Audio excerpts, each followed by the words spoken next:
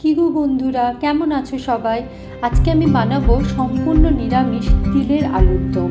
সর্ষের তেলের মধ্যে মেথি আর হিং ফোড়ন দিয়েছি।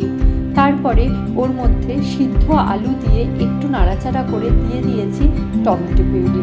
টমেটো পিউরিটা দিয়ে বেশ ভালো মতো কষিয়ে নিয়েছি। তারপরে ওর মধ্যে দিয়েছি নুন, হলুদ, চিনি, কাঁচা লঙ্কা কুচি। আরও একটু ভালো করে নাড়াচাড়া করে নিয়ে ওর মধ্যে দিয়ে দিয়েছি টক দই। টক দইটা দিয়ে বেশ ভালো মতো মিশিয়ে নিয়েছি।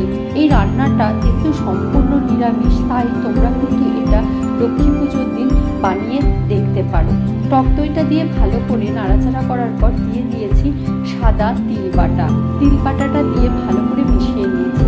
আচ্ছা, আমি এখানে কিন্তু আলাদা করে আর জল ব্যবহার করিনি। ওই তিল বাটার বাটি ধোয়া জলটাই অল্প করে দিয়ে দিয়েছি। যেহেতু আলু সিদ্ধ আছে তাই কম জল দিলে কোনো অসুবিধা নেই। তারপর আরও একটু ভালো মতো নাড়াচাড়া করে এটা আমি নামিয়ে নিয়েছি। এই আলুর দম তোমরা রুটি, লুচি, পরোটা সব কিছুর সাথেই খেতে পারো। তোমরাও বাড়িতে বানিয়ে খেও, কেমন?